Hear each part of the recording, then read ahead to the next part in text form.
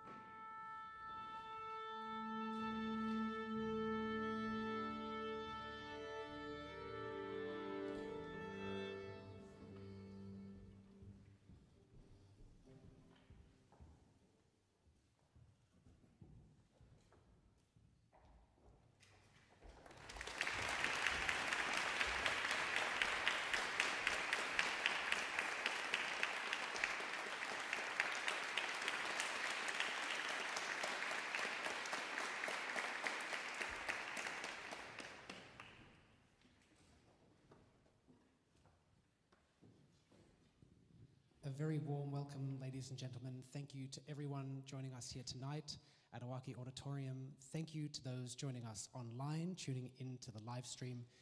You are joining us for the very first Melbourne Symphony Orchestra concert of 2025. So give yourselves a big pat on the back for that. Our first audience. We're very excited. You've beat Raiders by about 60 minutes. So excellent. Maybe some of you are tuning in and then going to Raiders at 7:30 at MCEC, in which case you deserve special commendation. In any case, it's my real pleasure to welcome you to tonight's performance. My name is Leonard Weiss. I am the Cybec Assistant Conductor for the Melbourne Symphony Orchestra. And what an amazing privilege for me to then partner with our Cybec composition program. So this is one big sort of Cybec family event, I guess. And we have 4 amazing composers here, and you'll hear their works throughout the evening. And also you'll hear a bit from them as I ask them a few questions about their piece and about their composition process, because it's actually a great rarity to have 4 living composers in the room. Mostly our composers are on paper, and that's about, yes, we don't need to say any more about that. So a tremendous luxury for us to work with these incredible living artists and to share in their artistry over the course of the weeks and months leading up to tonight. It is on that note my great pleasure to thank the City of Melbourne for their support of our Music and Ideas series, and of course to mention that the Cybec 21st Century Australian Composers Program is made possible each year thanks to the generous support of the Cybec Foundation. And we are so, so, so grateful. I know the composers and myself as Team Cybec at MSO are just incredibly thankful for the fact that this has been such ongoing support and stronger as a program every year. So we're so grateful and excited for tonight. I think that's all about all of my formalities, so I get to welcome our first composer for the evening. Can you please give a big round of applause to Zenia Chan?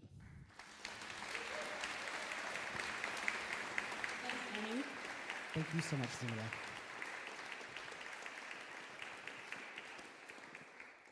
Actually, you know, facing the orchestra is still somehow not as terrifying as facing the audience.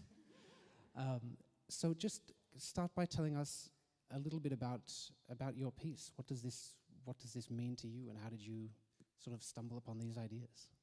I've been quite curious about taking a leap of faith for a while, stepping outside of what is logical and what is quite rigid, as you know, Lenny would know, because today I asked him, can I go on an 8.5-minute break? Yes. It was very organised, and 8.5 minutes later, the break endeth, you know. Yes. And something curious happened over the past year or two, where I started coming across 4-leaf clovers. In fact, I came across almost 30. And as I come across these clovers, each time I started to consider, what's something that I haven't done? Is there a person I haven't spoken to, or a plane or travel I haven't gone on that I've wanted to for years? So this piece, Our World's Unfolding, is about taking that leap of faith. And it's based on a Danish philosophy that when you do something completely unexpected and irrational, you can possibly escape your destiny briefly. Incredible. And speaking of rarity, yes, my Uber driver yesterday, on the way to rehearsal, he told me that tonight all the planets will line up with the sun. So right here at the Iwaki Auditorium. At the Iwaki Auditorium. So hi Shane, my Uber driver, if you're watching. Awesome. So these ideas, I mean, the idea of a leap of faith is so great and so immensely powerful. How do you then translate that concept and those words into notes on a page? Immediately, I knew I wanted to do something or write something with boldness. So this piece starts off quite grand, but at first with a bit of blur to, in a way, capture the fogginess that we experience and the hesitancy that we feel before taking that leap. But the piece really comes together at the end with momentum. In a way, I wanted to express how momentum and drive itself is an expression, it's an emotion, and it's something that it's, what's the word I'm looking for? It's certainly exhilarating for us in the orchestra. You'll hear, I have the unique privilege of suggesting the order for the program tonight, which is a ridiculous amount of pressure for music that you haven't heard before. But this piece starts off with the most, well, as you say, momentum, the sort of the biggest bang of the, I don't know, this is Jupiter, if you put it in planetary alignment terms. Just in the sort of scale and weight of it all. And so we do start with that, and I love the fact this piece is kind of bookended by the same musical ideas that come at the start, also appear in the last couple of minutes of the piece, this momentum, and the middle has a sense of tranquility and kind of inner meditation. Exactly. And the way I wrote the piece, and I've been doing this for the past few years, I write it like it's the last piece I'll be writing. And the word I was looking for is it's contagious. So momentum is contagious. Beautiful. And you'll hear that through the rhythms and the rhythmic and the clashes through the orchestra, kind of mimicking time and fighting time until there's a leap. And for me, I hope that the audience can feel a sense of comfort in the uncertainty. Fantastic. Well, thank you so much, Zinia. And please enjoy the world premiere of Our World's Unfolding by Zenia Chan.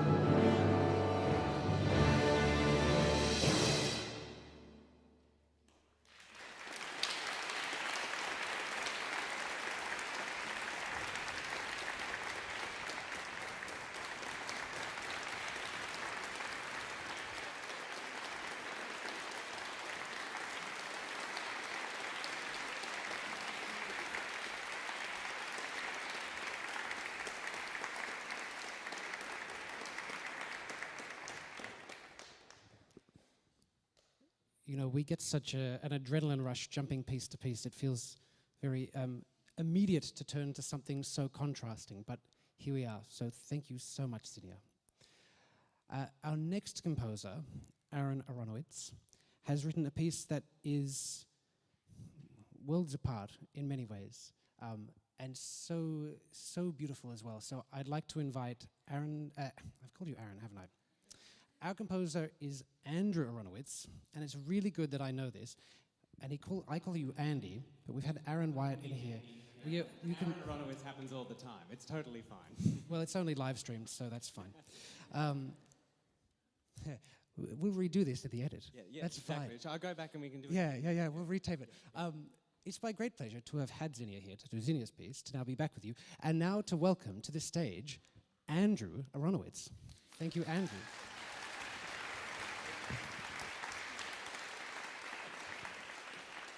Thank goodness for very, very gracious people. So Andrew's piece is totally gorgeous, and I wonder if you could start us off by talking to us about the title. Yes, thank you, Lenny. The title of the piece is a Japanese word. I have a great love of Japanese culture and the Japanese language. The word is Komorebi, and it's one of those words that doesn't have a sort of direct single word translation into English, but it describes that kind of magical state of the way that sunlight sort of filters through the branches and leaves of trees. We know that feeling. It's really lovely, and I was really attracted to that word, yeah. See, it's such a beautiful concept and such a beautiful image for those who just sit under a tree sometimes and watch the sunlight filter through. And hopefully you all got to spend at least 5 minutes over your summer holiday in this, well under a tree on a 39-degree day and inside otherwise. This is a funny composing question, but do you see that image when you write music? Do you picture literally the sunlight and the leaves and the ground and so on? Yeah, that's a great question. I think that, music is music, it's sound. And we, as composers, maybe try to get as close as possible to describing a picture or an image or a feeling, but we can't ever really do it, we can't 100% translate it. That said, that's what I've tried to do. I think I've definitely had those images, and I stumbled across this word. I maybe should say I saw a beautiful film last year.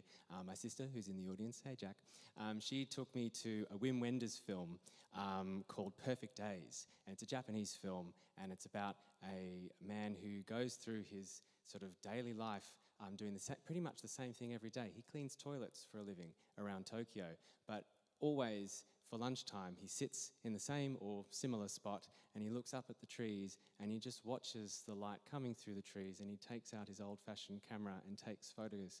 And it was such a kind of beautiful idea to me that we don't often take time to do that kind of thing, that often we get stuck in our, in the onslaught of crazy life or work or whatever pressures you have in your own life. And I think that taking that time is really special. And I know that I try to do it whenever I notice the light, sunlight going through the trees. So I think I was certainly thinking of the feeling that I get when I'm experiencing that, but I was also definitely thinking about, well, what could that sound like in music, I can tell you a little bit about some of those things. Well, we're about to find out what it sounds like in music, so I don't want to spoil too much. No, exactly.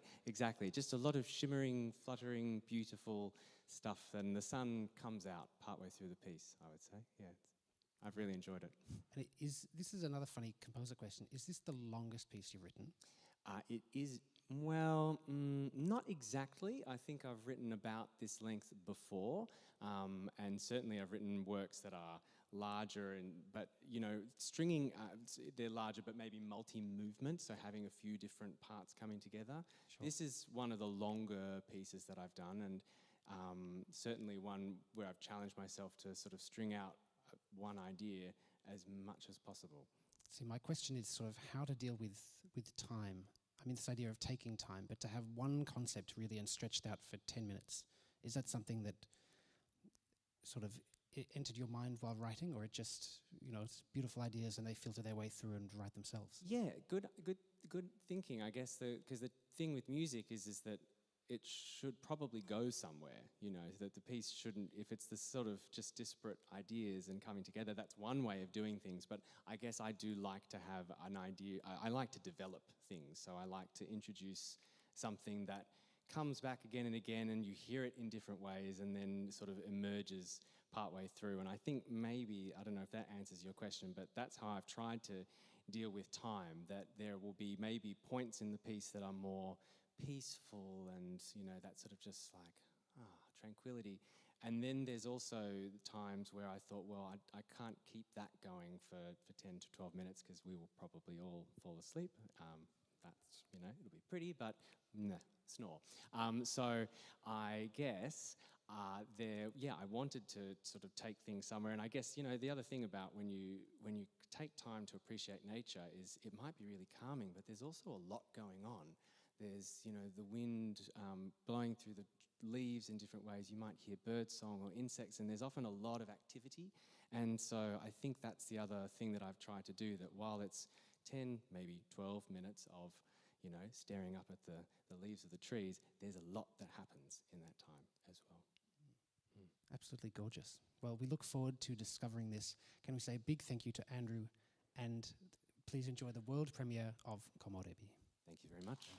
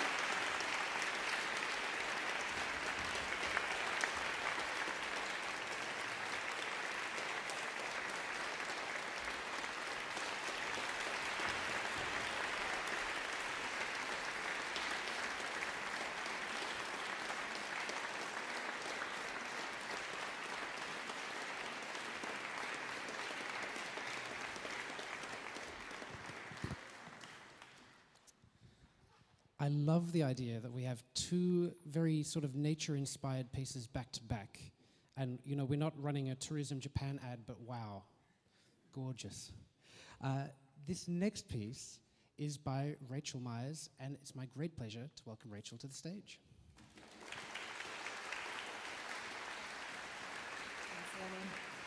Thanks so much, Rachel. I've spoiled a bit about your piece by saying it's kind of environmentally motivated as well, but skip that. It has one really interesting character in the title, which is not a letter, and I find it really fascinating. Can you tell us a little bit about the name of your piece? Yeah, sure. So I came up with the name Submergence after a period of being really quite interested, or maybe a little bit obsessed about my connection with water and our connection with water as humanity.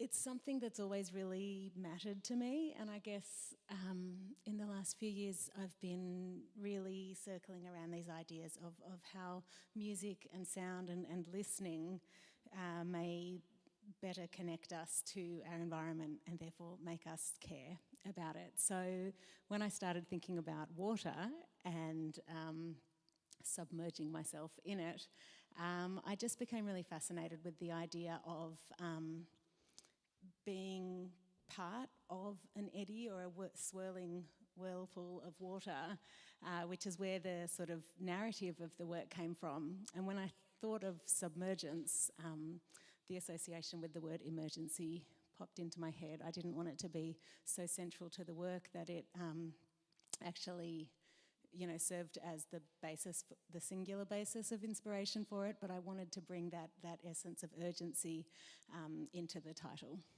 Sure. And do you find in your writing or as a person that there's such a fundamental connection between nature and your art, either creating or your perspective of art? Yeah, I think I can't really separate that from who I am and the life that I lead. But what I did start doing several years ago, maybe about 7 or 8 years ago, was I noticed that my head was so busy and full of noises. I have a beautiful family. At the time, they were very young, and life was just so busy and noisy. I thought, how am I supposed to be a composer and a musician if I can't actually hear anything? So I started a process of, like an intentional process of listening every day for quite some time. And it was that action of listening that I think sort of reopened my ears to the idea of continuing with composition. Oh, beautiful. And, you know, I've sort of skipped out talking about all these big concepts. Tell us a bit about the music. I mean, how do you turn these ideas, family, nature, you know, small topics, into your music? I think some of them crept in there without me really thinking about it or noticing it. Structurally, I was really guided. I mean, I thought to myself, if I want to write a piece of music about submergence, which may or may not encompass the idea of drowning. In my case, it was submerging and then re-emerging to the surface. I essentially broke that down into scenes that I had experienced, whether they were sort of feeling like you're moving into some type of open current that you may or may not have control over, feeling scared at the immensity and movement of the water, feeling at one with the water, and ultimately coming back to the surface. They sort of turned into scenes that if I were a painter, they would have been separate scenes, but musically they became one whole movement. But what was interesting to me was yesterday someone said to me that the watery quality that they had heard in it was the idea that it's almost like when you open your eyes underwater and so many things are out of focus and not quite tangible at what they are, but then momentarily things will come into focus, which I thought was a really beautiful interpretation of that watery quality. Stunning. And this is kind of a composer nuts and bolts question, but the audience, you know, you get to see the finished product, but we've had a few days of sort of drilling down into all the little elements and doing some amazing work on this. And we call it a showcase, but it's really also an amazing process for the composers to go through writing for the MSO and everything that comes with hearing your music live and then reflecting on, is that exactly what I want to experience, and what, you know, lessons to take away. What's been one thing that you've found in rehearsals with the orchestra, or one takeaway just for your own artistic practice? That's a great question, and I think first I'll comment on something that didn't surprise me and yet was such a joyful realisation, which was the extraordinary musicality and technical ability of these musicians behind me and Lenny on the podium. It was absolutely extraordinary to me to hear them read through the work yesterday, make some small changes on their music. Well, for some of them I asked for quite major changes and cutting bits, but to hear them be able to bring that together in the course of less than 2 rehearsals was just absolutely extraordinary for me to be able to hear that. So thank you so much, musicians. I wasn't going to mention the time frame, but you know, this is all. This is so you know the time crunch we're under. So your support matters very much. No, but it really is an amazing process of everyone's made some changes or listened to their music and thought, wow, it could be a little bit different. And for the musicians as well, we'll play through even a piece that we've played through a dozen times on day one, and I'm sure every single person on stage would think, okay, well, in the next rehearsal I'll do this a bit differently, or I'll navigate this corner a little bit better, or some other, you know, technical understanding that continues to shape the way we see the world and the way we interact with our colleagues. So on that note, I've diverged way too far away from the core of the piece, but it really is just an amazing glimpse, I think, into how we put these things together. And it's such a privilege for me to work with the composers to do that, and with the mentors who are here as well, to have made that one journey. So a big thank you to the orchestra who make all this happen. And thank you especially to Rachel. Please enjoy the world premiere of Submergence. Thank you.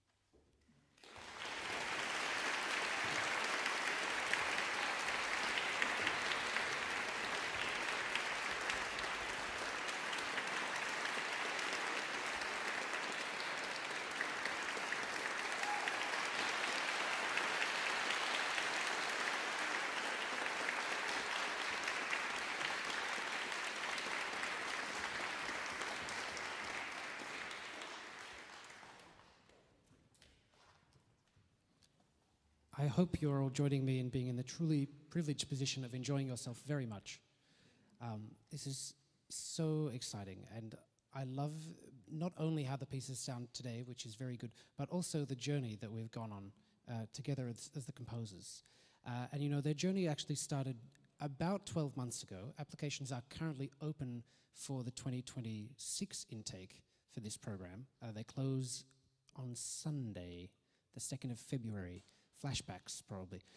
So if you are an emerging composer and you're in the audience vying for your chance to be here in 12 months' time, or you're on the live stream also vying for your chance to be here tonight, but also then in 12 months' time, then please check out the Emerging Artists section on the MSO website.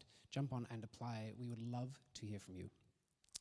So it's my real pleasure to welcome our fourth and sadly final composer for this evening. Please join me in welcoming Robert McIntyre.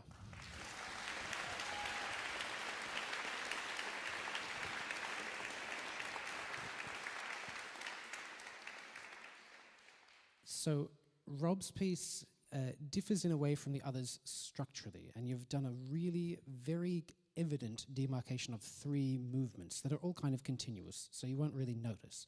But I wonder if you could tell us just a bit about how you structure the music and how that influences your idea of the narrative or vice versa.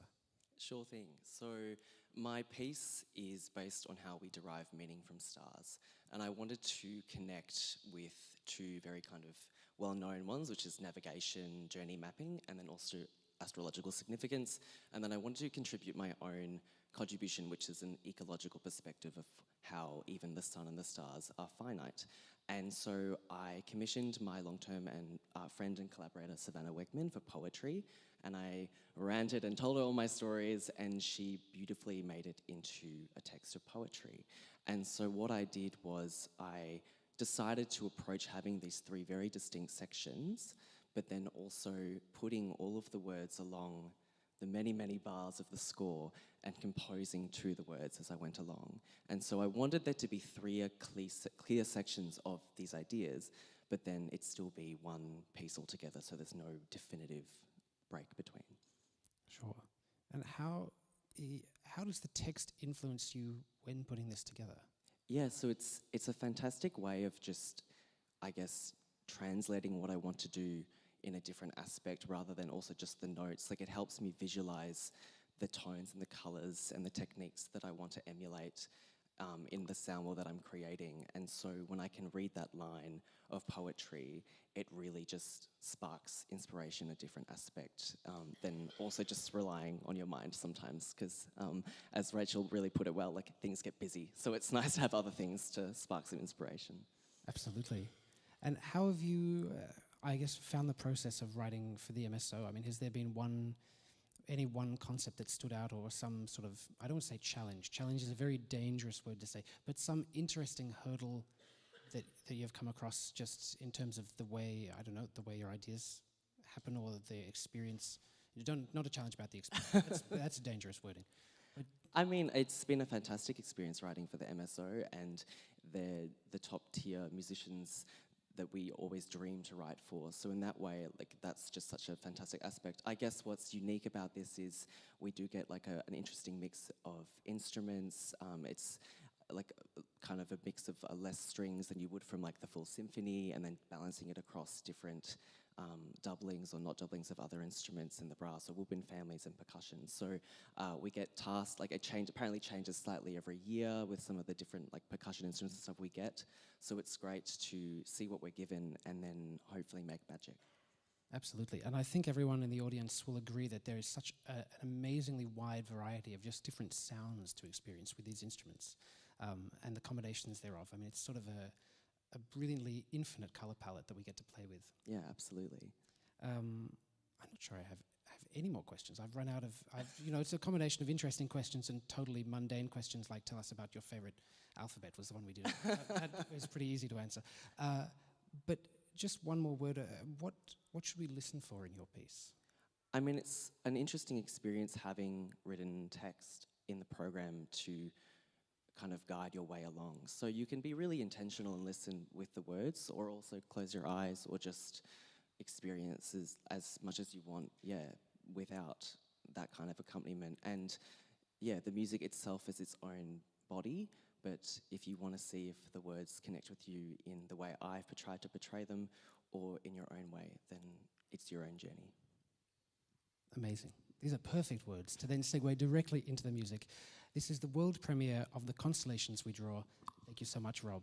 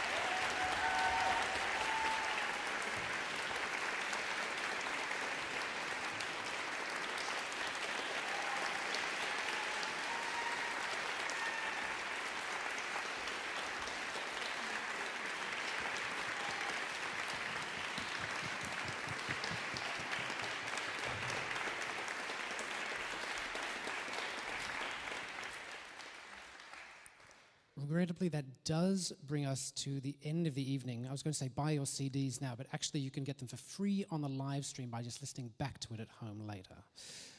So it's not a great business model, but please do listen to the pieces. Go check out the composers. They have many wonderful, wonderful things to listen to above and beyond these. And if you really liked their music, you should commission more of it so that we have more music to play by current living Australian composers. What an incredible treasure for us. It is my great pleasure just to say a few quick thank yous. The first is because the composers have wonderful work, have done wonderful work, but also have received wonderful support. So I'd like to thank our 4 composer mentors as part of this program: Katie Abbott, Matthew Heinsohn, Maria Grenfell, and Stuart Greenbaum.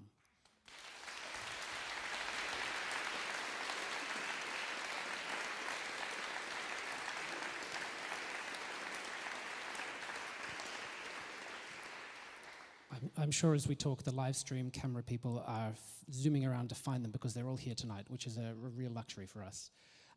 Also a big thank you from me to the MSO production team and to the MSO learning and engagement team who've made all of this possible. It really is, I mean, this is the best start to the year ever for me. I show up, we make music. You couldn't want anything more. It's great. I love it. It's great. So a huge thank you from me to them. And of course, a very big thank you again to the Cybec Foundation. This really would not be possible without their support, and it's been going for now 22 years. Is this the 23rd year? I'm about to commit a horrible faux pas on live stream. 20 plus years of incredible support from the Cybec Foundation that makes this possible, and we look forward to many more years of support. So thank you, thank you, thank you for all that you give to the composers and to me as part of my role as well. Lastly, just to say an incredible thank you to the orchestra, and I will stand them up so you can fully appreciate them, and we'll get the 4 composers back here as well so you can fully appreciate our 4 composers. Thank you again so much for joining us for the very first Melbourne Symphony Orchestra concert of 2025. I look forward to seeing you at many, many more events across the year, and I look forward to seeing incredible support also for our new up-and-coming Australian artists.